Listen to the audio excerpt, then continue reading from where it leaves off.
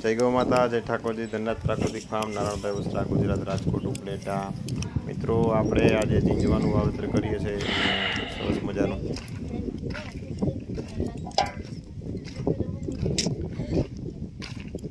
ઝીંઝવાનું વાવેતર ચાલુ છે.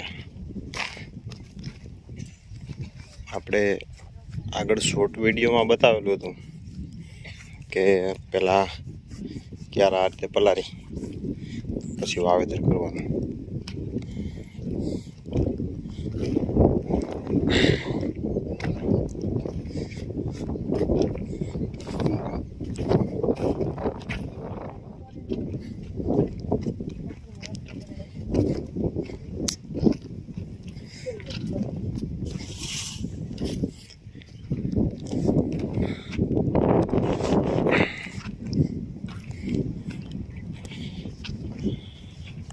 ઝીંઝવાને અલગ અલગ રીતે કેટલી પ્રકારે વાવી લીધો.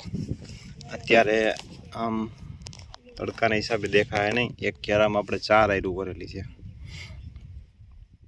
તો જ્યારે ફૂટશે ત્યારે એવું લાગશે કે પારવો છે. પણ આ ઝીંઝવાનું વાવેતર એટલું સરળ અને સહેલું. એક તો બિયારણામાં ઓછું જોઈએ, વાવેતરમાં સમય ઓછો જોઈએ, અને બીજા નંબરમાં બીજા જ વાટે આનાથી મસ્ત મજાનું સરસ મજાનું કટિંગ આવવા માંડે છે. તો આ રીતે ઝીંઝવાનું વાવેતર. અને અત્યારે દેશી ભાષા પ્રમાણે આપણે કહીએ તો ઘાર મળી ગયો છે, કોરામણ મળી ગયું છે, એટલે કે શેઢાવાળા એકદમ લીલા થવા માંડ્યા છે. અને ટેમ્પરેચરવાળું વાતાવરણ 11થી લઈ અને 3:30 વાગ્યા સુધી ટેમ્પરેચરવાળું વાતાવરણ હોય. એ પછી એકદમ ઠંડુ વાતાવરણ હોય. એટલે આ વાતાવરણમાં હવે અત્યારથી લઈ અને નવરાત્રિ સુધી આપણે ઝીંઝવાનું વાવેતર આપણે કરી શકીએ. અને આ ડુંગળીના કામની જેમ જ છે, હાથેથી જ કરવું પડે. એટલે અને ચારાનો બેસ્ટ બેનિફિટ અને સારામાં સારો ઓપ્શન એમ કહી તો પણ ચાલે. તો ગયા વર્ષે આપણે વાવેતર કરેલું તો એનો પણ વિડીયો મૂક્યો હતો, વિડીયો બતાવ્યો હતો. તો એ ઝીંઝવાની અત્યારે પરિસ્થિતિ કેવી છે અને કેવો ઘાટો છે એ પણ બતાવું. એટલે ઘણી વખત ઘણા લોકોને એમ થતું હોય કે આટલો પારવો ઝીંઝવો વાવ્યો તો આ હેલો ન પડે.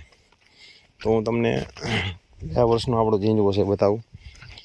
પહેલો એક જ વાઢ એવો આપણે પારવો આવે, પછીના જે બધા કટિંગ આવે એ બધા સરસ મજાના.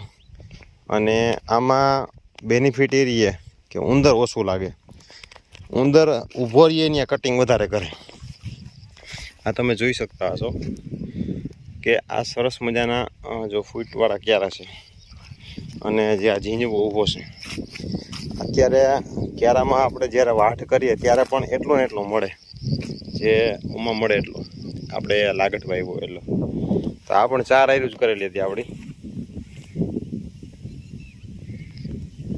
એટલે આમાં ચોખ્ખો કરવો હોય, નીંદવું હોય તો આપણે એમને વાવેલી છે. અને હરખી પરફેક્ટ વાવેલી તો હાથી આંકવું હોય, આમાં બધું જ વસ્તુ આમાં સહેલું અને સરળ રહીએ.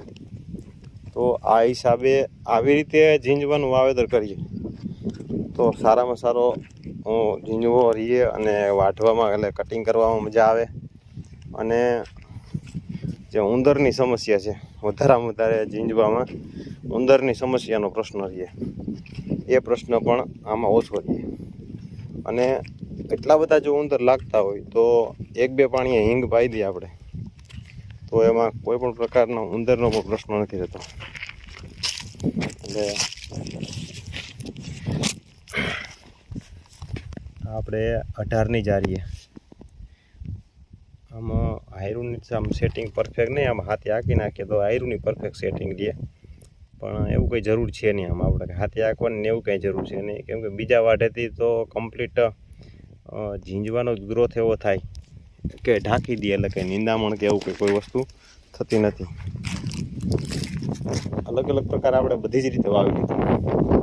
લાગટ વાવી લીધો, આડો વાવી લીધો, મોટા ક્યારા કરીને વાવી લીધું. પણ બેસ્ટમાં બેસ્ટ છેલ્લે આનું એક આપણે મળ્યું છે કે આ રીતે વાવેતર કરવાથી સારામાં સારું રિઝલ્ટ મળે.